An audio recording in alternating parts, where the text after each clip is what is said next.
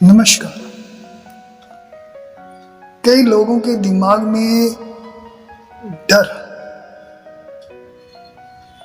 इस तरह समा जाता है कि उन्हें समझ नहीं आता कि इस डर को कैसे दूर करें। इस प्रॉब्लम को हम ओवरकमिंग फियर कहते हैं। कई बार ऐसा समय आता है जब हमें डर और घबराहट का सामना करना पड़ता है। उस समय हम अपने डर और घबराहट पर काबू कैसे पा सकते हैं? डर को काबू कैसे करें? डर को दूर कैसे करें? इसी विषय पे आज हम बात कर रहे हैं। डर और घबराहट कई प्रकार से होता है, जैसे कुछ होने का डर, कुछ ना होने का डर, कुछ खोने का डर, अपमान का डर, कोई भी डर जो हमें अंदर ही अंदर कमजोर और असहाय बना देता है।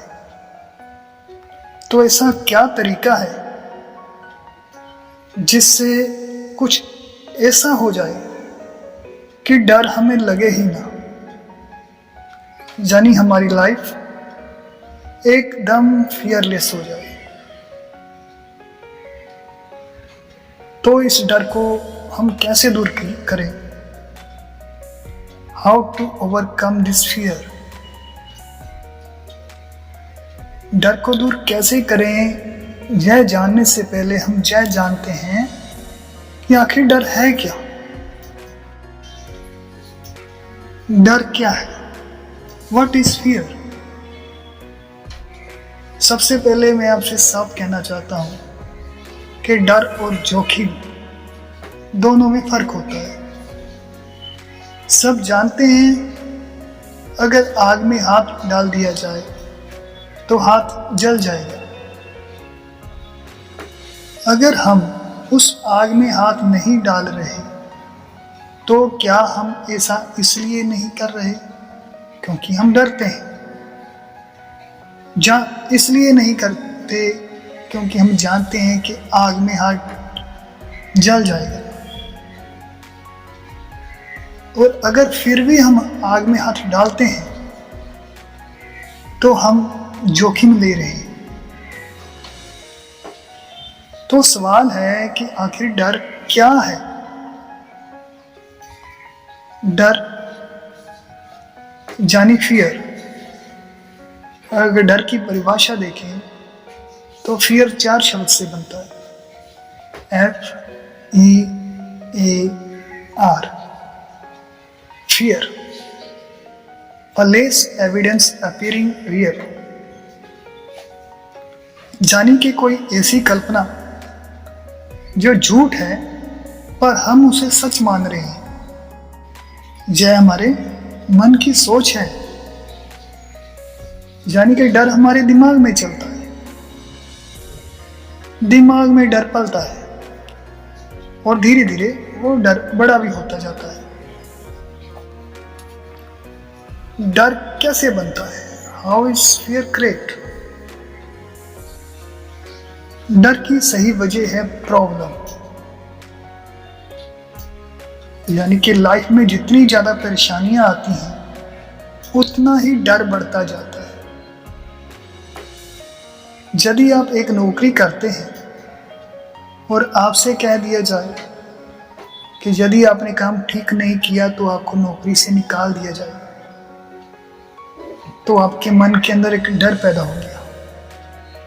अब आप काम तो कर रहे हैं पर डर के साथ कर रहे हैं। डर इमोशनली भी बनता है। कोई ऐसा फ्रेंड जिसे आप बहुत प्यार करते हो और उसे खोने से भी डरते हो। आप यदि कोई ऐसे पद पर हो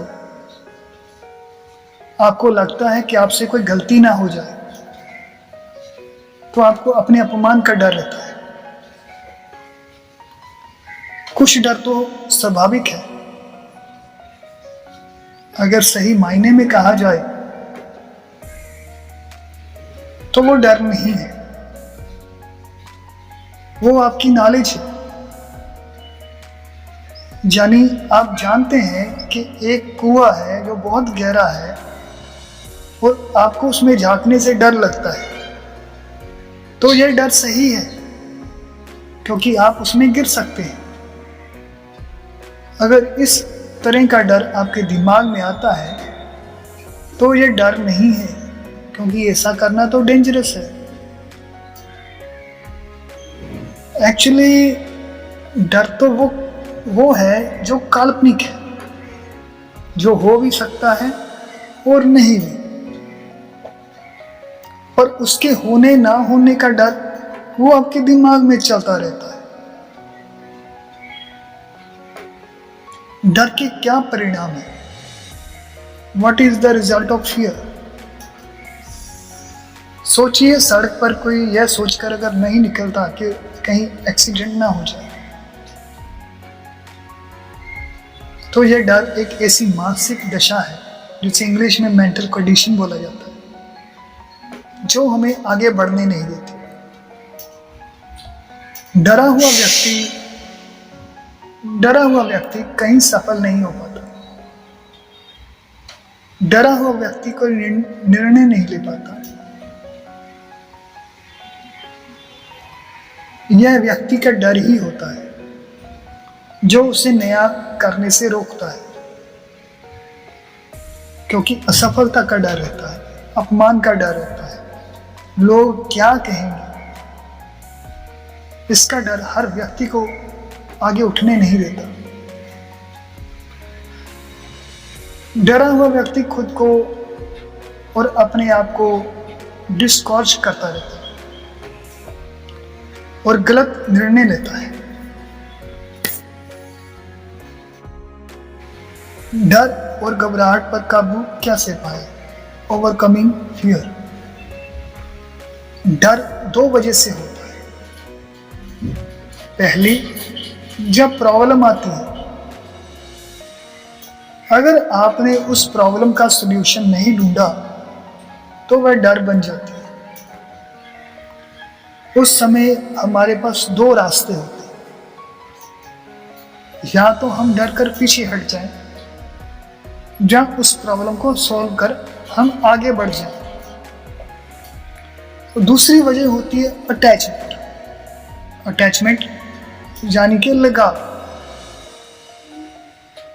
जब हम किसी चीज से ज्यादा लगाव कर लेते हैं तो उस चीज को हम खोने का डर उतना ही हो जाता है। किसी चीज से इतना लगाव मत करिए कि उसे खोने का डर बन जाए। हो सकता है आपका कोई दोस्त, आपका बहुत अच्छा वो दोस्त है आज, लेकिन कुछ साल बाद वो आपका सबसे बड़ा दुश्मन भी बन सकता है। आपने कभी छोटे बच्चे को जिद करते देखा होगा। जब वो किसी एक खिलौने के लिए जिद करता है, रोता है, जब हम उसको वो खिलौना दिला देते हैं तो कुछ दिनों तक उसे उस खिलौने से इतना लगाव रहता है कि बाकी के और खिलौने वो भूल जाता है, और कुछ दिनों बाद वही खिलौना कहीं टूटा फूटा घर के किसी कोने में पड़ा मिलता है। इसी तरह हमें भी कुछ चीज़ों से लगाव हो जाता है और हमें लगता है कि यह ऐसी चीज़ है जिसके बिना मैं रह नहीं सकता, और उसे खोने का डर पैदा होता है। अगर इस डर को निकालना है तो आपको लगाव को छोड़ना पड़ेगा। कमेंट कर हमें ज़रूर बताएं कि आज के वीडियो ने आपको कितना मोटिवेट किया। कृपया शेयर करें और जुड़े रहने के लिए हमारे चैनल शेयर एट मोटिवेशनल को सब्सक्राइब करें। धन्यवाद।